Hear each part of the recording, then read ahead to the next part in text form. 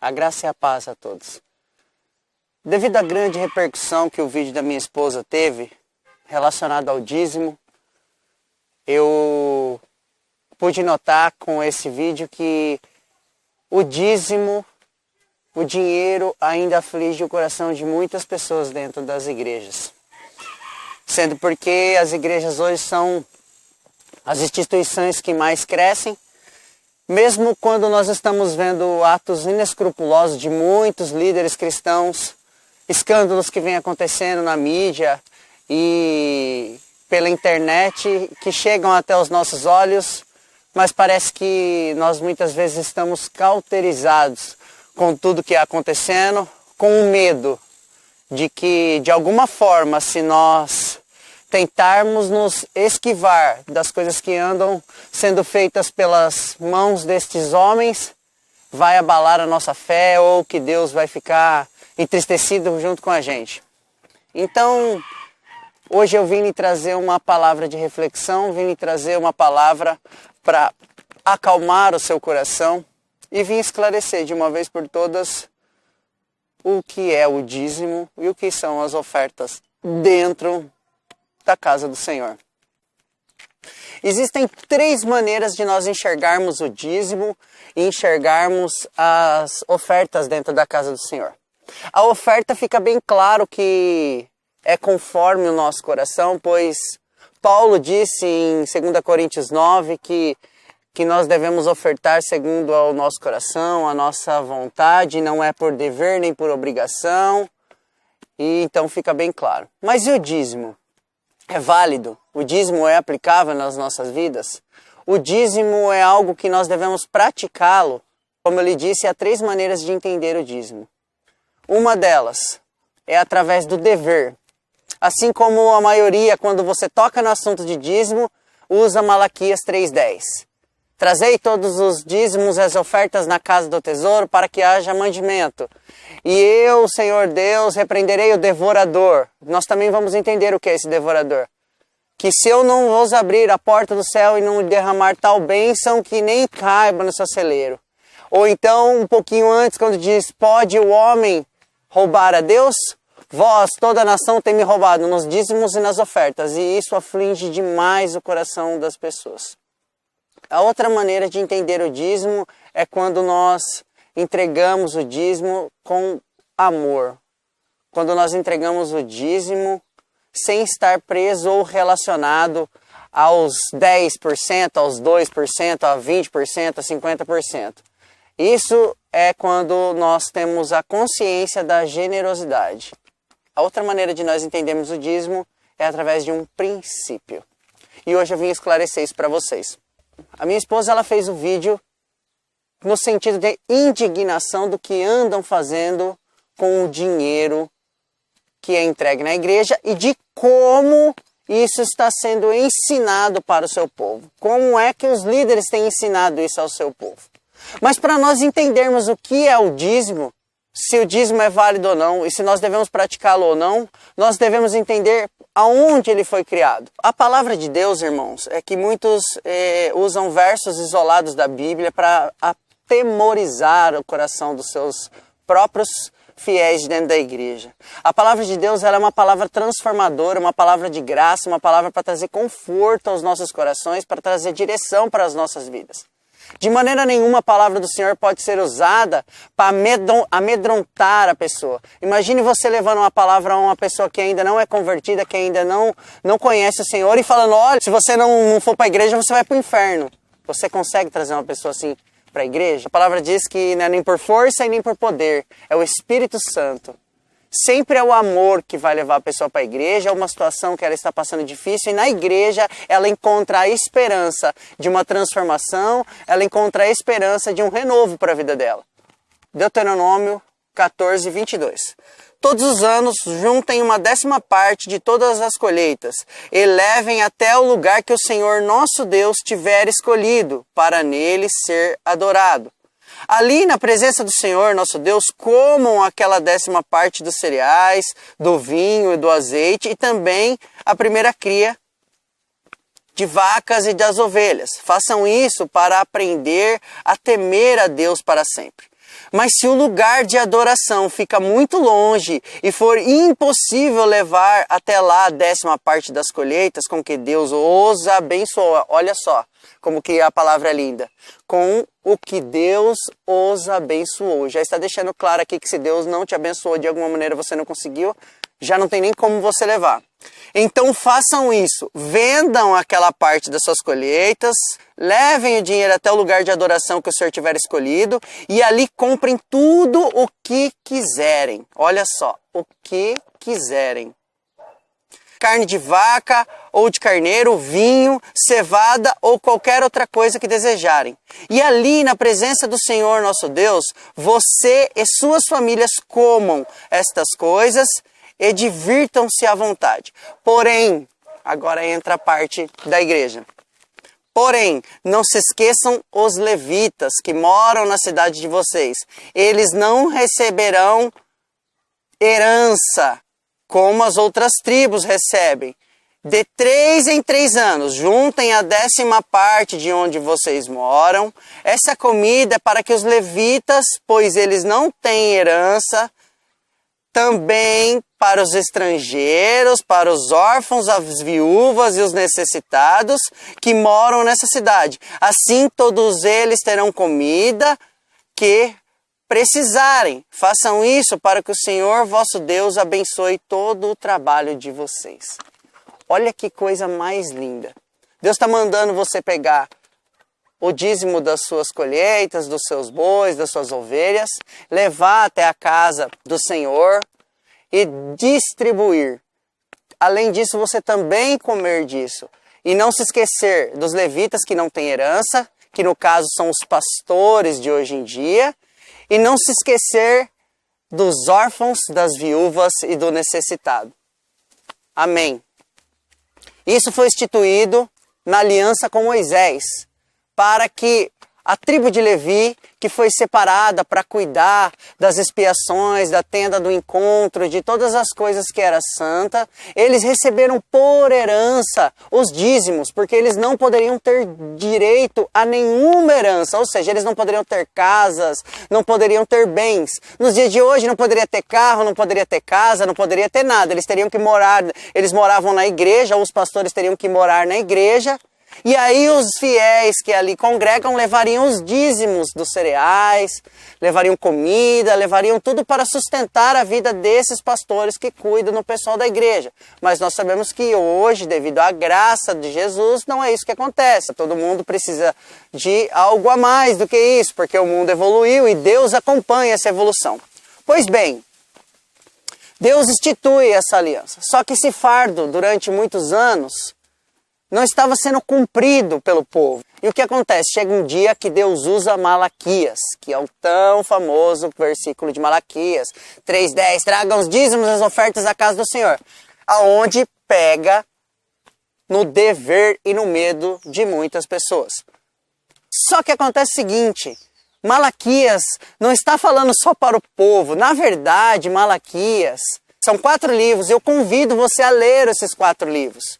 Povo perece por falta de conhecimento. Quando você começa a ler a palavra do Senhor, você começa a ter esclarecimento na sua mente. Malaquias estava falando, na verdade, no capítulo 2, já entrando no capítulo 3, aonde a gente vê ele falando sobre os dízimos e as ofertas, para os sacerdotes. Por quê? Porque aconteceu que os sacerdotes que eram responsáveis em oferecer os holocaustos e as expiações, que era a maneira como nós pagávamos os nossos pecados no Antigo Testamento, eles estavam oferecendo essas ofertas de qualquer jeito. E Deus olha literalmente para ele e fala assim, vocês acham que eu tenho cara de bobo? Vocês acham que eu estou recebendo essas porcarias que vocês têm me entregado? Vocês têm entregado para mim animais com defeito, animais doentes. Eu já não estou recebendo mais essas ofertas de vocês faz tempo. Então vocês se consertem e façam conforme eu fiz a aliança lá com Arão, que me entregava as melhores ofertas. Porque Deus falava para o pessoal entregar o melhor, o carneirinho ou o cordeiro sem mácula, sem defeito para a expiação. E os levitas estavam fazendo isso de qualquer maneira.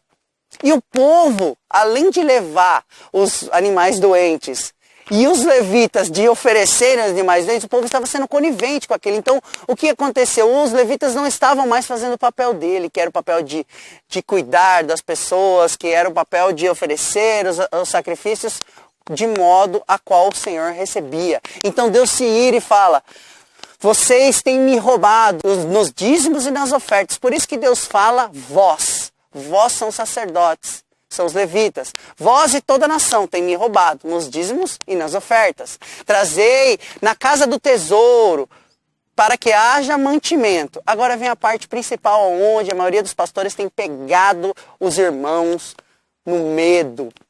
E isso é preocupante, é escravizador, é aterrorizante. A Bíblia diz assim que se vocês entregarem o dízimo e as ofertas na casa do tesouro, eu repreenderei o devorador.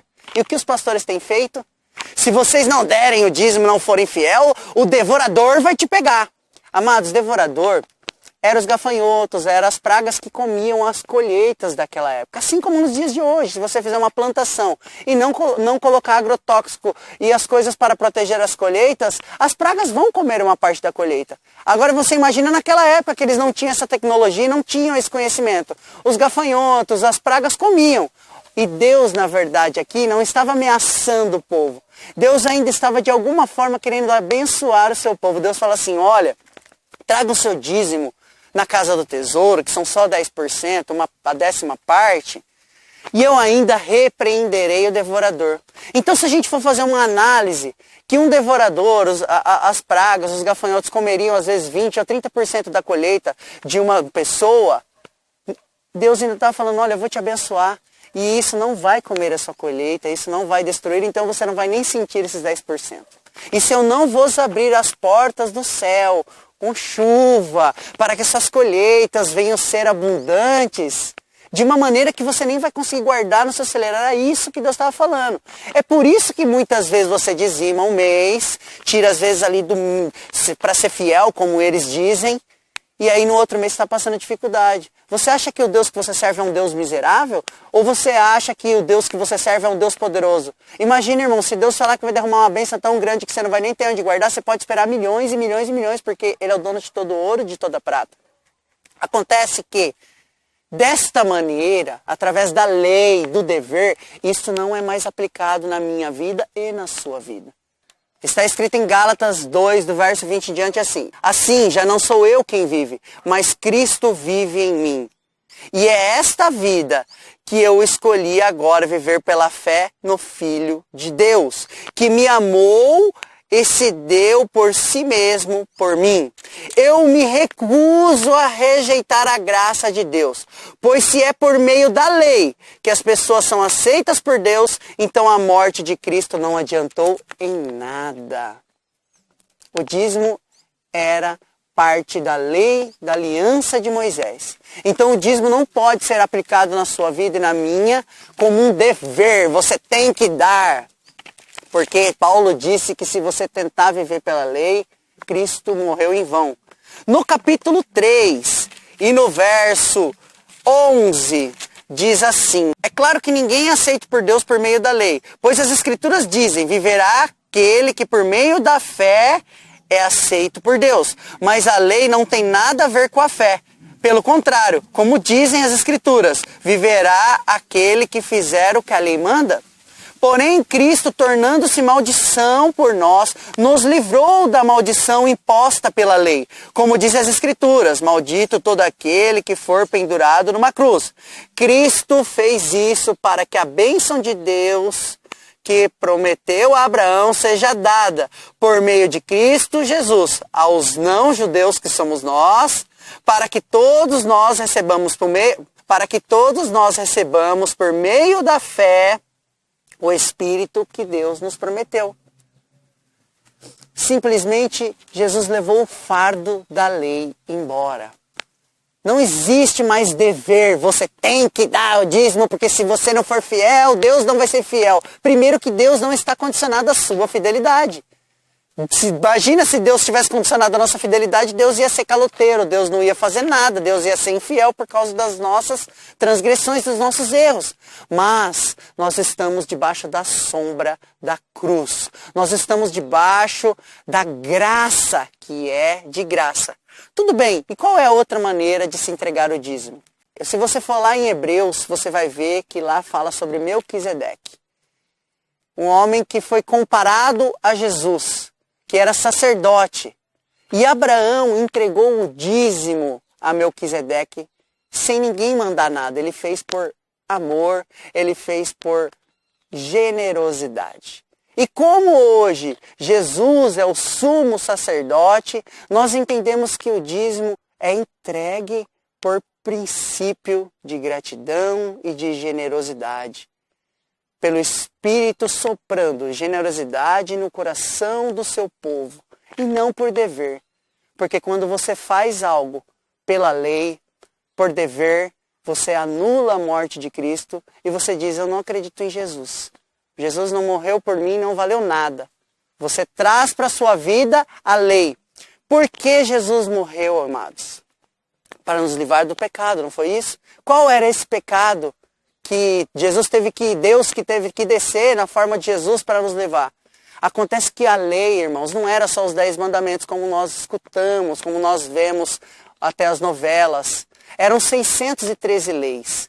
E era um fardo muito, muito, muito pesado de se cumprir.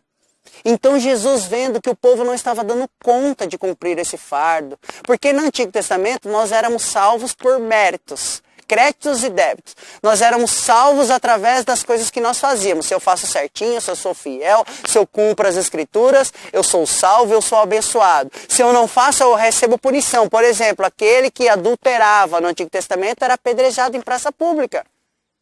Então muitos de nós não estaríamos aqui hoje dentro das igrejas louvando ao Senhor e escutando a palavra. Porque se nós vivêssemos mediante a lei, nós já teríamos sido punidos por isso. Mas a graça do Senhor veio sobre as nossas vidas e hoje nós somos livres. Você é livre para adorar, você é livre para entregar o seu dinheiro dentro da igreja da maneira como lhe convém. Mesmo porque se você tirar de dentro da sua casa, da boca do seu filho e entregar dentro da igreja, a palavra diz assim que aquele que não cuida dos seus, da sua casa, é pior do que o incrédulo e negou a sua fé. É Deus em primeiro lugar, família em segundo lugar e igreja em terceiro lugar.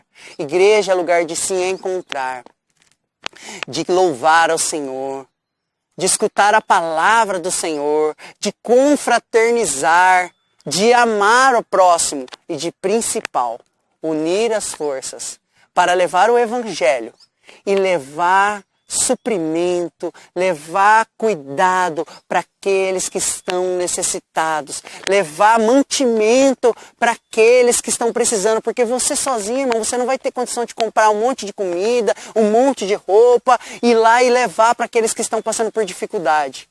É por isso que a igreja existe, é um lugar de se unir, é ajuntamento de pessoas com o mesmo foco, que é o evangelho puro e genuíno, que é de graça, que traz amor, que traz a prosperidade, que traz a generosidade, que transforma o nosso caráter para que nós venhamos ser cada dia mais parecido com Cristo, aquele a qual nos amou, que se entregou sem dar nenhum grito, sem reclamar, e apenas se entregou lá naquela cruz, como o único sacrifício vivo, no lugar das nossas expiações, das nossas ofertas, ao Senhor Ele veio e se entregou, para que haja salvação na minha e na sua casa, mediante a graça de Deus.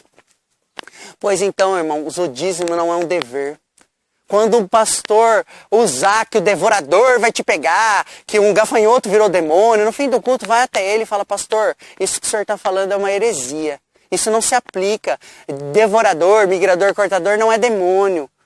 Devorador, cortador, migrador eram os gafanhotos que ceifavam a colheita das épocas passadas e até nos dias de hoje, se nós não cuidarmos dela.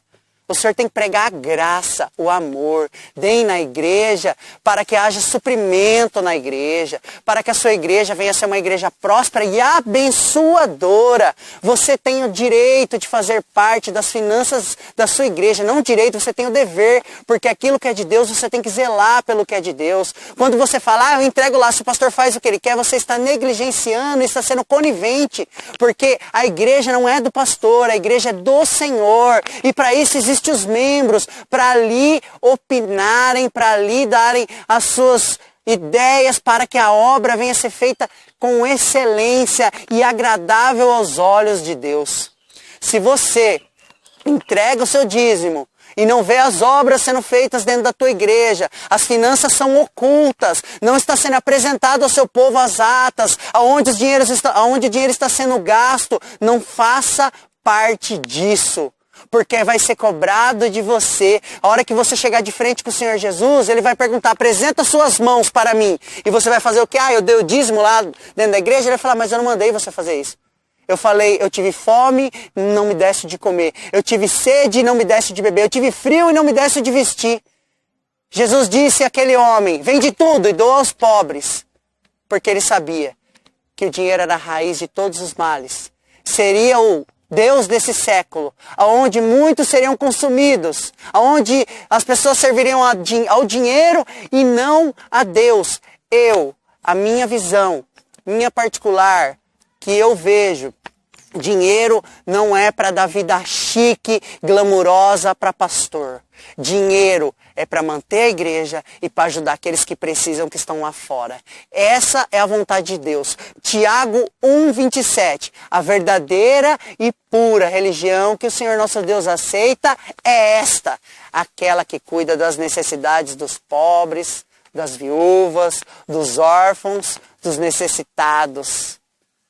Essa é a verdadeira religião. Eu sou evangélico, eu sou católico. Isso não salva ninguém, irmãos. O que salva é Cristo. E o que está aqui dentro do seu coração. Jesus falou para os fariseus assim, fariseus hipócritas, vocês dão um dízimo do coentro, do cominho e da hortelã, mas negam os principais preceitos, que é o amor, a benignidade, o cuidado. Por que ele falou para eles, vocês dão o dízimo? Porque muita gente hoje dá o dízimo e fala, pronto, minha parte está feita, eu já fiz tudo o que eu tinha para fazer. Irmãos, no final, Deus vai falar, apresenta suas mãos para mim. E se a tua igreja é uma igreja que abençoa, que cuida dos necessitados, que é transparente, você vai poder apresentar suas mãos cheias e falar, Senhor, eu me ajuntei no lugar onde nós nos unimos para entregar aquilo que o Senhor pediu, para ajudar os necessitados, que foi para isso que o Senhor veio. E nós estamos de mãos cheias. Cuidado com a maneira como nós temos sido religiosos, com a maneira como nós temos olhado o Evangelho. O Evangelho é simples, é puro, é agradável. Não há fardo, meu irmão, não há fardo. Para agradar a Deus é através da nossa fé. A palavra diz que sem fé é impossível agradar a Deus. E diz também que a fé sem obras é morta. Então, a minha visão e a minha orientação e o meu desejo é que nós venhamos ser uma igreja curada, livre de deveres, de culpa e de medo. Que nós venhamos ser generosos de coração, não é com 2, com 5, com 10, com 20. É generosidade. Generosidade não tem tamanho. Para cuidar daqueles que estão necessitados, para fazer a boa e agradável obra de Deus e para que não haja mais tanta desgraça como tem acontecido de pessoas caídas, passando fome e seres humanos passando por cima. E igrejas cada vez mais ricas, glamurosas, pastores tendo vida de rei, enquanto irmãos que trabalham, que dão o duro, entregando seu dinheiro, acreditando que estão fazendo aquilo que agrada ao Senhor, estão fazendo o correto. Eu entendo que nós falamos muitas vezes, eu entrego lá e o meu coração é porque vai dar certo. Mas Deus lhe deu sabedoria, inteligência. Ninguém obriga você a pular de uma ponte. Da mesma maneira que ninguém obriga você a entregar o seu dinheiro lá. Entregue com sabedoria. Plante a sua semente em terra fértil. A palavra diz que quando você planta em terra fértil, o fruto dá 30, 60, 100 por um. Não é que vai dar 30, 60, 100 na sua vida e você vai ficar rico milionário. Não é essas promessas do Senhor, irmão. Nós precisamos acordar para viver o verdadeiro evangelho. As promessas são a salvação e a vida eterna. E se você caminhar nos passos de Jesus, com certeza você vai ter uma vida boa, próspera e abundante diante dos olhos de Deus. Este é o meu pensamento, esta é a minha visão. E eu convido você a orar ao Senhor, a ler todos os dias, cada vez mais a Escritura. E ser como os crentes de Bereia, que quando um estava pregando, estava lá lendo as palavras para ver se era verdade aquilo. E confrontar, irmão. Quando você vai lá perguntar para o seu pastor por que ele falou aquilo, você não está sendo rebelde. Você somente não está sendo bobo. Porque está escrito na palavra. Porque sabe o que estão fazendo? A Bíblia é de Gênesis a Apocalipse. Então eu posso usar qualquer contexto. Porque se a pessoa tenta trazer alguma coisa que é da lei para a sua vida, então ele vai ter que cumprir a lei. E só o dízimo não dá. Você vai ter que ser circuncidado. Você vai poder pegar uma espada e sair matando as pessoas ao fio da espada. O homem vai poder casar com várias mulheres. Nós vamos ter que colocar em prática. Você vai ter que guardar o sábado. Nós vamos ter que pôr em prática tudo que está na lei. E trazer esse fardo que Jesus levou embora. E pagou com um preço muito alto, que foi o sangue dele. Para nos dar a liberdade da graça. A minha oração é que você venha refletir nessas palavras e que venha haver transformação dentro da tua casa. Porque quando você fizer consciente, fizer racional e por amor e por generosidade, grandes frutos você vai produzir. Em nome de Jesus, que Deus te abençoe.